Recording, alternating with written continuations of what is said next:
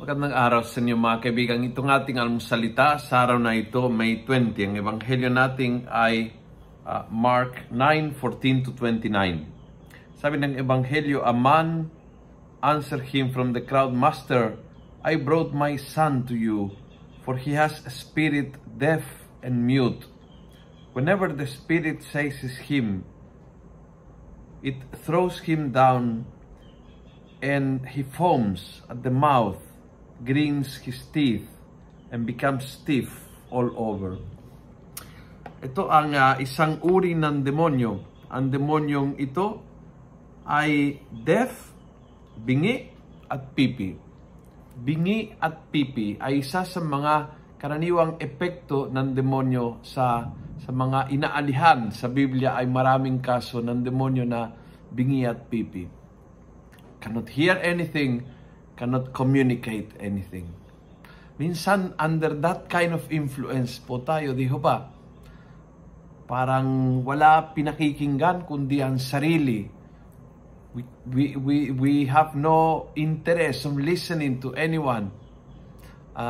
Wala tayong opinion, walang tayong ambag, walang tayong kontribusyon. Yun ang tao na pag tinanong mo, anong gusto niyong gawin? Saan tayo kakain? Parang sa lahat ng sinasabi mo, there is a utmost lack of interest. Parang ayaw, you are not even worthy of my words. At yun po'y napakasakit. Kung masakit ang maingay, masakit ang pipi. At maraming beses tayo ay pipi. No interest, walang pinakikinggan kundi ang sarili, at hindi nagbibigay ng sariling opinyon at pananaw. Humingi tayo kay Jesus din ng biyaya na iligtas niya tayo sa mga masamang espiritu na nagdudulot sa amin ng ganyan na epekto.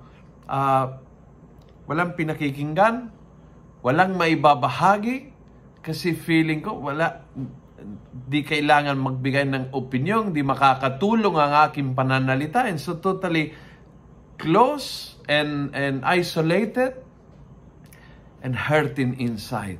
Sabi ng ebanghelyo, yung bata na ito ay naninigas, nasasaktan. So when we are pipi, when we are bingi, nasasaktan din ng husto. Jesus, iligtas mo kami sa mga masamang espiritu na nagdudulot sa amin ng ganitong ugali. Kung nagustuhan mo ang video ito, pass it on. Punuin natin ng good news ang social media. Gawin natin viral araw-araw ang salita ng Diyos. And God bless.